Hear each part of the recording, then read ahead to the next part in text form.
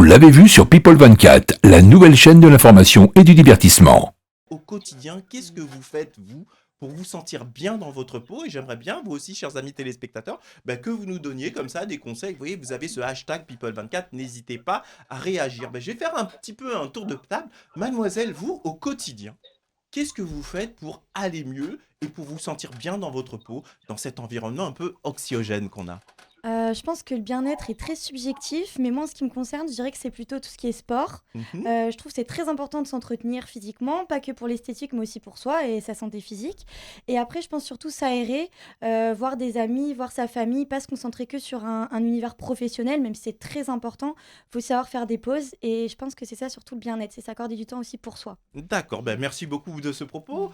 En est là vous-même au quotidien le bien-être. Alors vous, je sais que vous êtes chef d'entreprise, Voilà, vous, c'est ça. vous avez votre salon de coiffure, Exact. mais à côté, alors il y a, j'allais dire métro, boulot, dodo. Non, ça c'est surtout à Paris. Je sais pas comment ça se passe. Vous êtes lyonnaise, Oui, si je ne Lyon, m'abuse. c'est ça. Euh, Au niveau du quotidien, qu'est-ce que vous faites pour vous sentir bien dans vos baskets? Alors déjà, au cours de la journée, j'ai pas trop le temps. Mhm. Donc, je me parle jusqu'à 3 heures du matin dans mon lit. Je me parle à moi-même. Je me dis, bon, est-ce que tu as réussi tes objectifs aujourd'hui? C'est quoi tes objectifs pour l'année? Je me fais des points avec moi-même. Tout simplement. Je m'empêche de dormir. Votre meilleur conseiller, c'est C'est moi. vous-même. Voilà, c'est ça. Eh ben écoutez, c'est dit, ça s'applaudit également. Mademoiselle, pardon, vous-même, pour aller bien, qu'est-ce que vous faites en règle générale? Alors pour moi, c'est super important de couper aussi. Je suis chef d'entreprise aussi et c'est très difficile de faire la différence entre boulot et bien-être. Et en fait, pour moi, c'est important le soir. Je dis, je fais mon sport, je vais au resto, je vais découvrir d'endroits, je vais voir mes copains et même mes amis, voilà, partager en famille. Et même si on dit on n'a pas le temps, j'essaie de sortir 10 minutes, 15 minutes pour faire quelque chose de différent et faire la coupure. D'accord, écoutez, c'est dit. Merci beaucoup.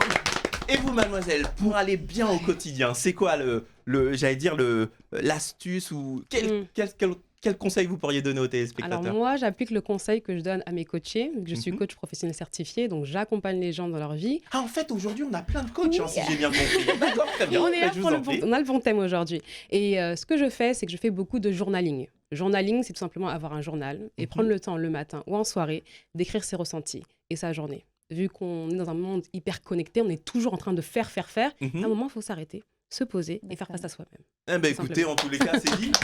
Alors, Naïla, même demande. Hein. Qu'est-ce que vous faites au quotidien? Et excusez-moi, je vais compléter un petit peu. Je vais dire, aujourd'hui, avec justement ces réseaux sociaux, on a cette attention qui, même dans son quotidien, beaucoup de gens ont tout de suite le réflexe téléphone, réseaux sociaux. Ah, qu'est-ce qu'on dit de moi? Qu'est-ce qu'on pense de moi? Qu'est-ce que je vais poster? Est-ce que ça aide à la santé mentale des gens, tout ça? Alors, pour certains, oui. Pour certains, ils vivent beaucoup, ils aiment avoir les avis des autres dès qu'ils font quelque chose, dès qu'ils parlent d'un projet, dès qu'ils ont une nouvelle tenue, ils aiment bien avoir les avis des autres et puis ça fait partie de leur bien-être aussi. Moi, pour ma part, les avis des autres, non, enfin, je m'en carre l'oignon. Moi, ce qui me fait du bien. Alors, quand vous dites les autres, c'est ceux qui sont susceptibles de visiter, je sais pas, vos réseaux sociaux, mais Oui, pas la voilà, famille, moi, les je fais proches, des choses. etc. Oui, voilà, moi, quand je fais des choses, par exemple, et que je les publie sur les réseaux, certes, j'aime bien avoir les avis des autres, mais après, en soi, qu'ils soient positifs ou négatifs, ça va pas changer mon opinion sur ce que j'aime faire ou sur ce que j'ai envie de faire. Ça, je vais pas, on va dire, avancer en fonction des avis des autres. Ok, écoutez, c'est dit. Merci beaucoup, Leïla. Alors, mon cher Vincent, une des raisons qui font que vous êtes allé dans le sud, c'est aussi des raisons professionnelles, hein, puisque, si je ne m'abuse, vous êtes sophrologue, hein, vous aidez les gens à se sentir mieux. Pour le bien-être, justement, qu'est-ce que vous conseillerez aux gens qui nous regardent? Comment aller mieux dans cette société qui est anxiogène, finalement?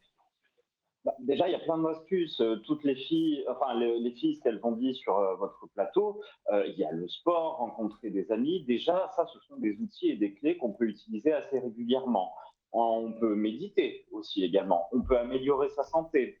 Et il faut savoir aussi que prendre soin de son bien-être, ça permet également d'améliorer son chiffre d'affaires. Vous avez une entreprise et tous vos employés sont au bout du rouleau. Ils ne se sentent pas bien. Il y a une pression, il y a du stress. Eh bien, votre chiffre d'affaires va peut-être pas évoluer. Mais par contre, si une entreprise écoute ses salariés et propose par exemple de la sophrologie ou autre, eh bien, votre chiffre d'affaires va évoluer. Pourquoi? Parce que les salariés vont se sentir bien.